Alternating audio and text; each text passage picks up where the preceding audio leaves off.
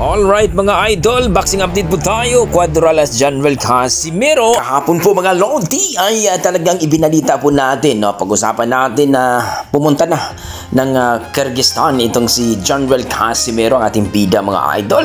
Ang kanyang team kasama ang kanyang pamilya mga idol, nanay, tatay at mga kapatid, na kung saan mga idol talagang excited na tayo mga idol. 5 days na lang ay magaganap na ang laban sa ating pambato na si Cuadralas Janvel Michael Casimero mga idol, na talagang inaabangan ng ating mga boxing fans.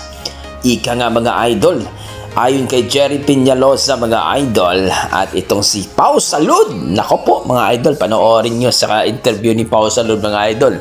Sino nga ba ang inaabangan? Well mga idol, walang iba kundi si Cuadralas Casimero. Ayon sa ating mga boxing fans, talaga namang inaabangan talaga ang laban ni Casimero, na kung saan mga idol kahit hindi naman daw talaga sila main event, pero co-main event sila mga idol.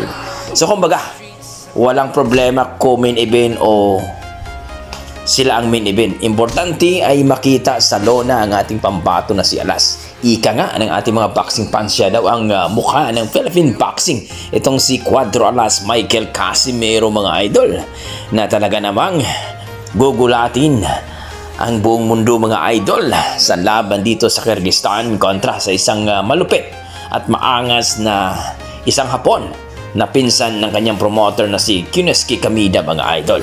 Ayon sa mga boxing fans natin mga idol, na hindi madali itong kalaban. Itong si Kinuski Kamida may tapang at malaki at talagang may experience din ito mga idol, pero hindi magpapahuli ang ating pambato dyan mga idol. Kahit isang taon hindi na palaban, pero tandaan nyo mga idol, may isang salita itong si Cuadralas Casimero.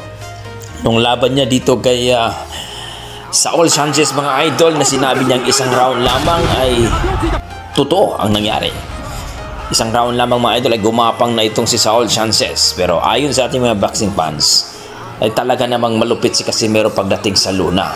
Pero ay naalala lang ating mga boxing fans mga idol na sana hindi mag-overweight si Casimero mga idol. Pero alam natin, kitang-kita na sa katawan mga idol na isang malupit na mga talagang manipis na ang katawan ni Casimero mga idol. Kaya 128 pounds ay siguradong kuhang-kuha na mga idol. Noong nakaraan nga ay nakuha nga niya ang 123 pounds mga idol. Pero ngayon, catchweight sa 128 mga idol ay sigurado kuhang-kuha na. So ayon kay Jerry Peñalosa mga idol, ito kasi si Pau Salud hindi mapigilan mga idol, no? Kahit pinagbawalan itong si Pau Salud na hindi nabanggitin itong si Cuadralas, pero hindi makatiis ang mananap mga idol. Sinabi niya na sino nga ba ang inaabangan? Siyempre, ang best friend daw ni Pau Salud, walang iba mga idol kundi si Cuadralas Casimero. Totoo nga ba mga idol? Tanungin nyo ang sarili nyo o ang iyong mga basher. Sino nga ba ang inabangan ng lahat sa laban na ito dito sa Kyrgyzstan? Walang iba, si Cuadralas Casimero. Please comment down below mga idol kung naniwala kayo na siya ang inaabangan ng ating mga boxing fans. Sa kabilang banda mga idol ay sigurado na itong si Casimero, gagamitin niya ang kanyang malupit na body shot at lip hook. Yan daw ang sikreto ni Casimero mga idol. Sa mga training kasi ni Casimero mga idol, hindi talaga mawala ang lip hook niya mga idol. Ito yung nagpagapang kay Pilipos ni Tuomba mga idol, at dito kay Saul Sanchez. So kayo mga idol, ang masasabi nyo dito? Totoo kaya ang sinabi ng ating Pau Salud at Jerry Peñalosa, ang inabangan talaga na laban ay si Casimero, walang iba? Please comment down below mga idol para pag-usapan. Maraming salamat. Relax pala. Ang dami palang Pilipino na laban doon.